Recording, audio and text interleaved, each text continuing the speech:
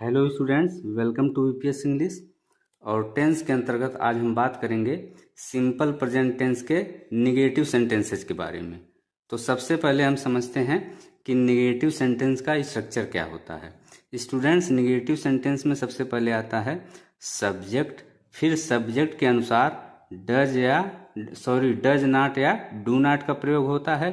फिर इसके बाद आती है मेन वर्ब की फर्स्ट फॉर्म और सबसे लास्ट में आता है ऑब्जेक्ट। तो ये हो गया निगेटिव सेंटेंस का स्ट्रक्चर। अब हम बात करेंगे निगेटिव सेंटेंसेस को बनाने के रूल की। तो जो पहला रूल है वो क्या है स्टूडेंट्स, सब्जेक्ट चाहे सिंगुलर नंबर हो या फिर थर्ड पर्सन सिंगुलर नंबर हो, दोनों ही कंडीशन में सब्जेक्ट के तुरंत बाद डज नॉट का प्रयोग होगा और इसके बाद आएगी मेन वर्ब की फर्स्ट फॉर्म। फॉर एग्जाम्पल, जैसे वह एक पत्र नहीं लिखता है, तो यहाँ पे सब्जेक्ट हमारा क्या है, ही है। ही क्या है, third person singular number subject है, इसलिए ही के तुरंत बाद हम क्या लगाएंगे, डज नॉट का प्रयोग करेंगे। ही के तुरंत बाद हम क्या लगाएंगे, डज नॉट का प्रयोग करेंगे।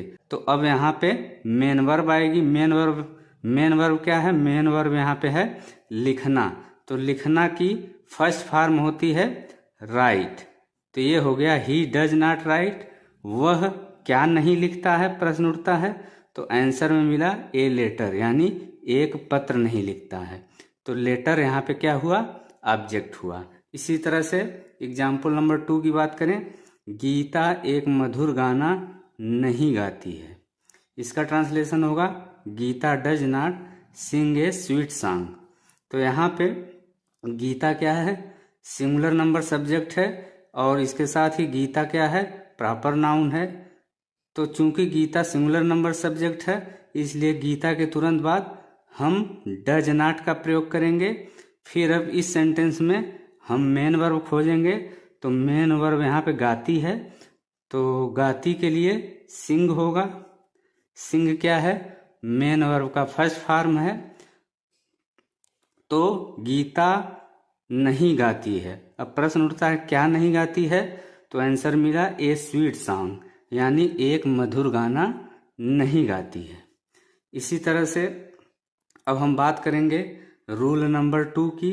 तो रूल नंबर 2 क्या है स्टूडेंट्स, यदि सब्जेक्ट के रूप में प्लूरल नंबर सब्जेक्ट हो या फिर आई वी यू या दे में से कोई एक हो, तो इस कंडीशन में हम सब्जेक्ट के तुरंत बाद डू नॉट का प्रयोग करेंगे और इसके तुरंत बाद मेन वर्ब की फर्स्ट फॉर्म आएगी।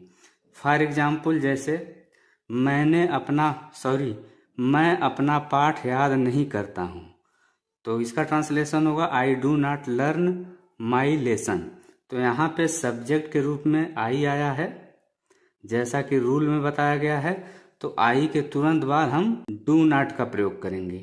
तो ये हो गया डू नॉट। अब बात करेंगे मेन वर्ब की। तो मेन वर्ब यहाँ पे क्या है, याद करना है। तो याद करना की इंग्लिश लर्न, और मेन वर्ब की चूंकि फर्स्ट फॉर्म है तो लर्न यहाँ पे होगा आई डू नॉट लर्न। मैं याद नहीं करता हूँ। प्रश्न उठता है क्या नहीं याद करता हूँ, तो आंसर मिला माई लेसन। तो माई लेसन यहाँ पे सबसे लास्ट में होगा, यानी मेरा पाठ। इसी तरह से अब हम बात करेंगे किसकी, एग्जाम्पल नंबर 2 की। तो आइए देखते हैं एग्जाम्पल नंबर 2 क्या है। वे हॉकी नहीं खेलते हैं, यानी यहाँ पे सब्जेक्ट के रूप में क्या आया है, दे आया है। वे यानी दे कौन सा सब्जेक्ट है, दे है प्लूरल नंबर सब्जेक्ट। तो इसलिए दे के तुरंत बाद डू नॉट का प्रयोग होगा। अब इस सेंटेंस में हम मेन वर्ब खोजेंगे। तो मेन वर्ब यहाँ पे है खेलना। तो खेलना का प्ले होता है और प्ले का फर्स्ट फॉर्म होता है play. They do not play, वे नहीं खेलते हैं।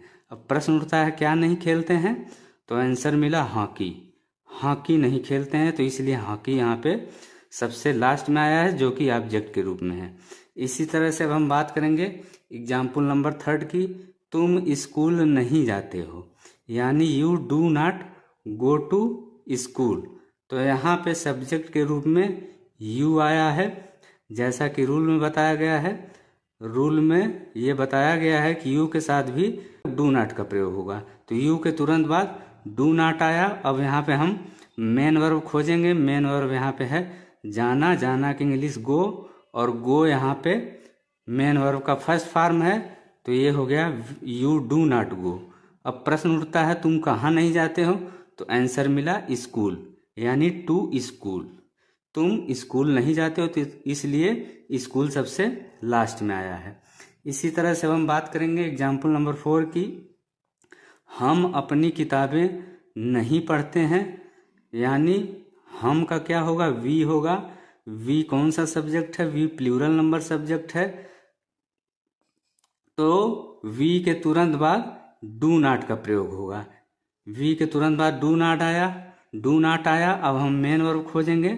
मेन वर्ब यहाँ पे है पढ़ना, पढ़ना की इंग्लिश रीड, और रीड का फर्स्ट फॉर्म रीड, तो ये हो गया वी डू नॉट रीड।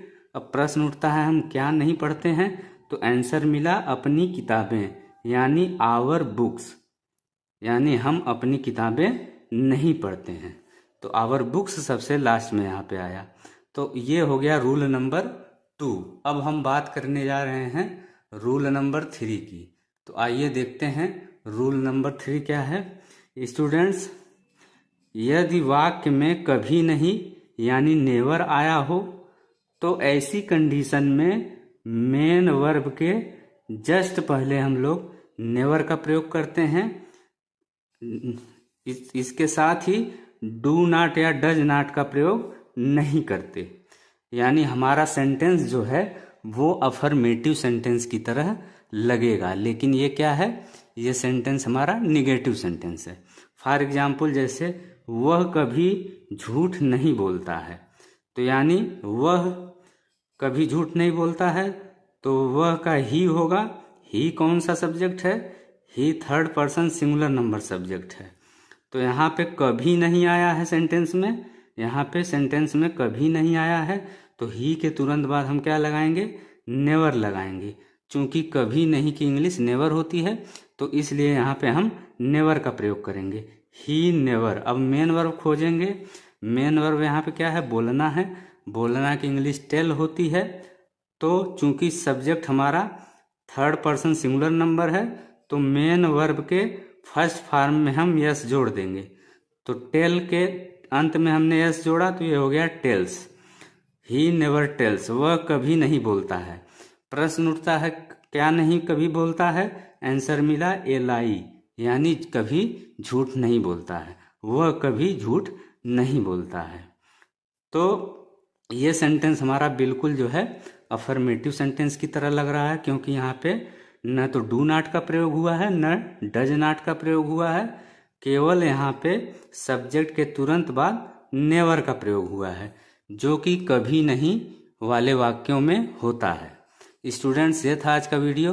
अगर वीडियो आपको अच्छा लगे तो वीडियो को लाइक करें, शेयर करें, साथ ही चैनल सब्सक्राइब करना न भूलें।